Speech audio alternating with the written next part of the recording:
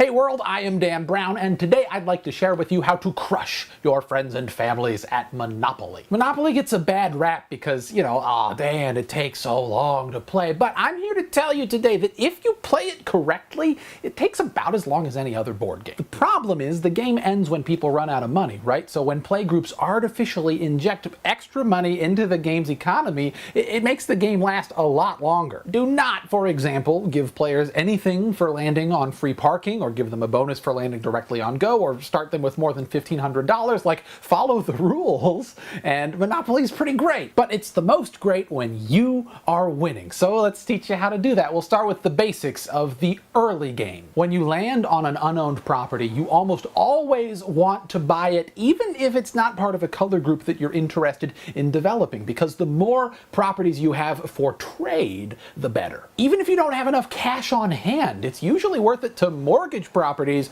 to buy other properties, because later in the game your opponents will pay a high premium for properties that are part of a color group they're gunning for. Also, in the early game when everyone's racing to gobble up properties, blah blah blah, that's gobbling, don't try to roll your way out of jail. Just pay the $50 to get back out there as soon as possible buying more stuff. Once the game has started to develop, when everyone's been around the board a few times and over half the properties have been bought up, it's time to engage in some more complex strategies. Let's analyze the mid-game. Consider the geography of the board. Now, some people have done all the math as to the average return on investment for each color group, but the most helpful thing to remember is the importance of jail and go to jail. The properties immediately following go to jail are at a disadvantage because anyone who lands on go to jail isn't going to land on those properties that time around the board. For example, the green color group is my least favorite because it's immediately after go to jail, it's expensive to build on, there are no chance cards that send players there, and any chance or community chest cards that send opponents to jail or to go totally screw green over. Conversely, properties that are 1 or 2 average dice rolls after jail are at an advantage because players spend a disproportionate amount of the game in that region of the board. The oranges, for example, are my favorite color group because they're cheap to build on and have tons of opportunities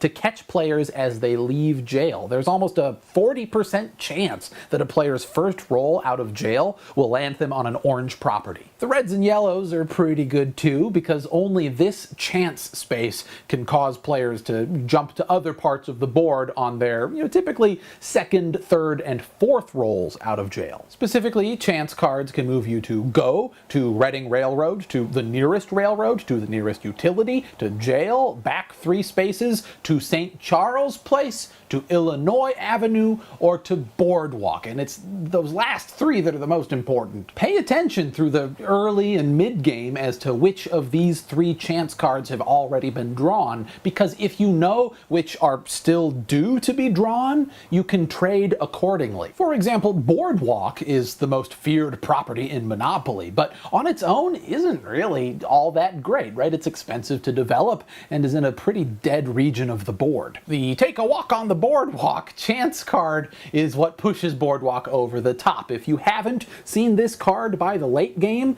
the expected return on investment for developed dark blues is huge. If, however, you remember that Take a Walk on the Boardwalk was already drawn, it's probably best to try and get rid of the dark blues because they pull a ton of weight in trades. As for the railroads, owning 3 or 4 of them is a fantastic way to supplement a complete color group, and frankly, owning them on top of like the oranges, yellows, or reds is often enough to win the game outright. But in my experience, many players tend to overvalue the railroads and will trade away a lot more than they probably should for them. This is something you need to feel out game by game, but more often than not, I find myself looking to trade railroads in exchange for completing color groups. Every game of Monopoly is different. You should not have your heart set or entirely rule out any particular strategy at the beginning of the game. Just because I don't love the greens doesn't mean I would never trade for one after landing on another, say, right? You have to play the hand that you're dealt. The information in this video is just a basic framework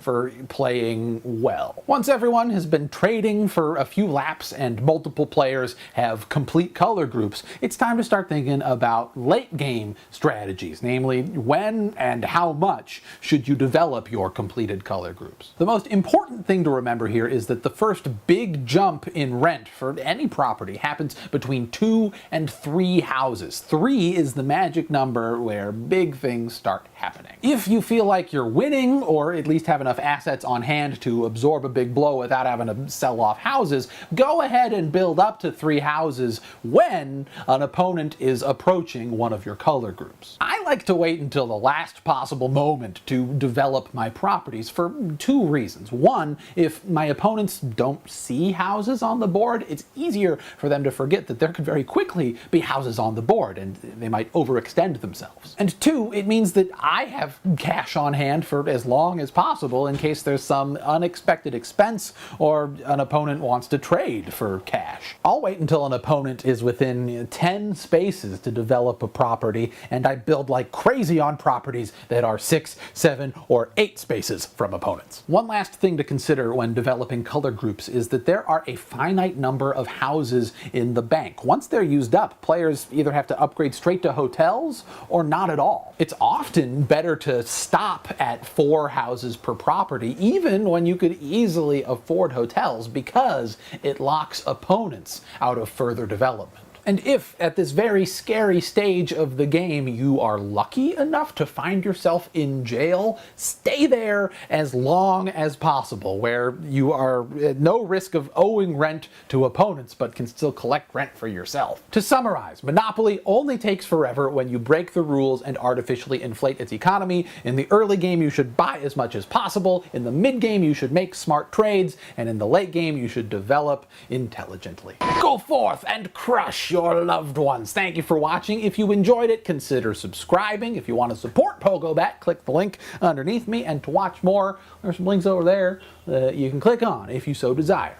Until next time, it's been PogoBat. I'm Dan Brown. This is PogoBat.